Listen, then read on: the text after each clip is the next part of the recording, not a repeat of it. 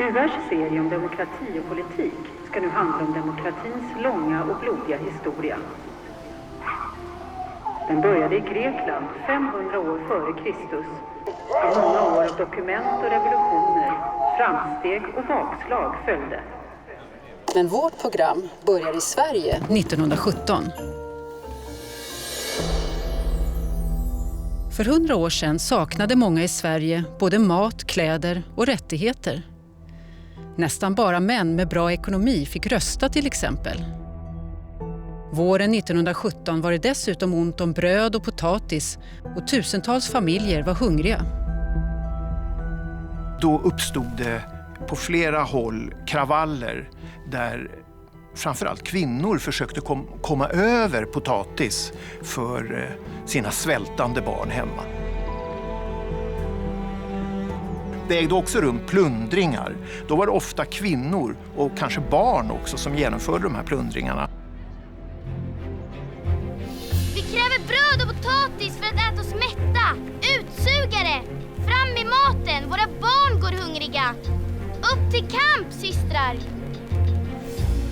Hungerupproret, som det kallas, sprider sig över hela Sverige. Snart kräver hundratusentals människor billigare mat, 8 timmars arbetsdag och dessutom rösträtt. Många soldater stödjer arbetarnas krav. Överklassen beväpnar sig.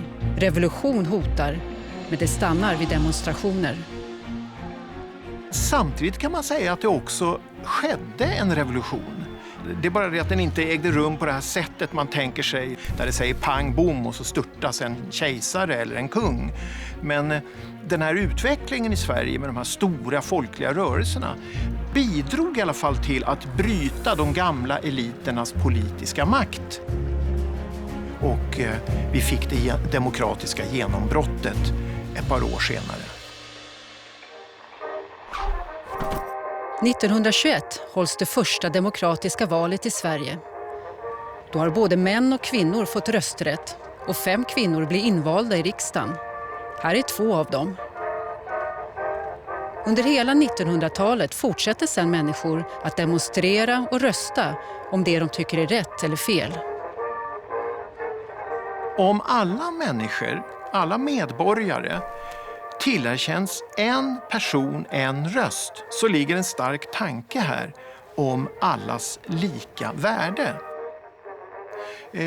Om man har lika värde när man ska rösta, då vill man också ha inflytande på andra sätt i samhället. Det kan vara att arbetare vill ha samma rättigheter som tjänstemän.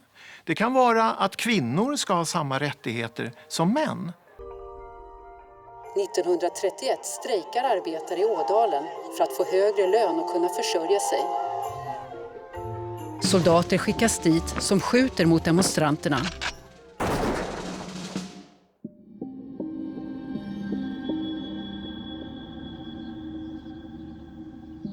Skotten i Ådalen i maj 1931 skakade ju om det svenska samhället i grunden, skulle jag vilja säga. 5 arbetare varav en kvinna dödas och ett 10-tal skadas. Och det här väcker ju en storm av protester i hela Sverige. Arbetarna får ju fängelsestraff. Militären får ju bara några dagar husarrest. Under 40- och 50-talet byggs det moderna Sverige upp. Goda hem i goda och sunda bostäder är ett av villkoren för att vi ska kunna förverkliga det mål vi eftersträvar. Och som Per Albin Hansson givit namnet, det svenska folkhemmet.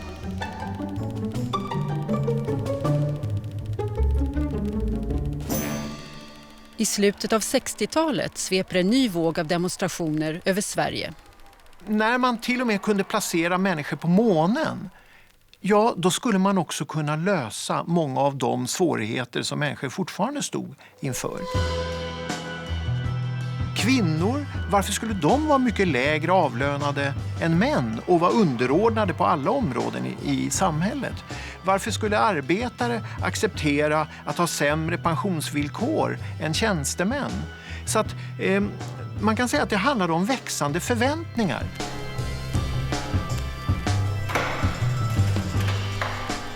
Vart är du på väg? Jag ska ut och demonstrera för rätten till heltidsarbete och studier. Men vänta lite här nu. Vem ska ta hand om ungarna om du jobbar heltid? Men det är det jag säger. Vi måste få dagis till ungarna och samma lön som er killar. Jag tycker det skulle vara mycket bättre om du stannade här och tog hand om hemmet. Det är bättre att lämna svåra saker som studier och pengar till oss män. Snacka skit va? Feminister, studenter och fredsvänner hör till de som demonstrerar. Till exempel kvinnogruppen Grupp 8 på internationella kvinnodagen 1972. Det var många viktiga politiska förslag som kom den här tiden som hjälpte kvinnor att kunna engagera sig politiskt sett. Man byggde ut barnomsorgen så att det blev bättre förskolor så mammorna kunde jobba också. Då gav vi också mammorna mera tid att faktiskt kunna tänka till, att gå med i ett parti, att protestera och att höja sin röst. Så att det var en väldigt bra tid för kvinnokampen och för svensk demokrati. Flera kvinnor fick makt, samhället blev mera jämställt och papporna blev också mer engagerade i sina barn. Och det gör ju att vi får en mycket mer modern tid. Också barnens rättigheter respekteras mycket mer. 1979 blir Sverige det första land i världen där det blir förbjudet att slå sina barn. Så här sa man i riksdagen innan man röstade ja till lagen mot barnaga. Herr talman, vi lever i en fri demokrati. Och i en fri demokrati så talar man med människorna och man slår dem inte. 1994 folkomröstar svenskarna om vi ska gå med i EU. Ja-sidan vinner. Europeiska unionen hade bildats efter andra världskriget när länder som krigat mot varandra bestämde sig för att samarbeta istället.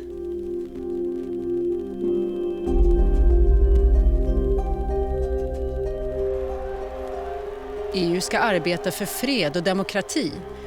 Och många länder i Europa har blivit mer demokratiska bara för att få bli medlemmar. Också demokratin i Sverige förändras när vi går med i EU. Jag tror att Sverige har fått en annan demokrati av att gå med i EU. Jag tror det är svårt att säga att Sverige blir mer eller mindre demokratiskt. Sverige har fått ge upp en hel del makt och låta EU bestämma över oss. Men å andra sidan så har vi nu möjlighet att vara med och påverka inom områden som ligger utanför den svenska riksdagens räckvidd.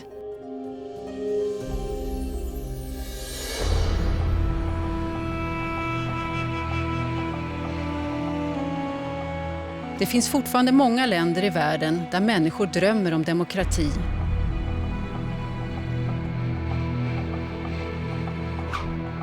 I Tunisien i december 2010 tänder en ung man eld på sig själv i protest mot att han inte kan försörja sin familj. Många demonstrationer och protester där människor kräver bröd och demokrati utbryter i bland annat Egypten, Libyen, Jemen och Syrien. Och flera diktatorer störtas av folket.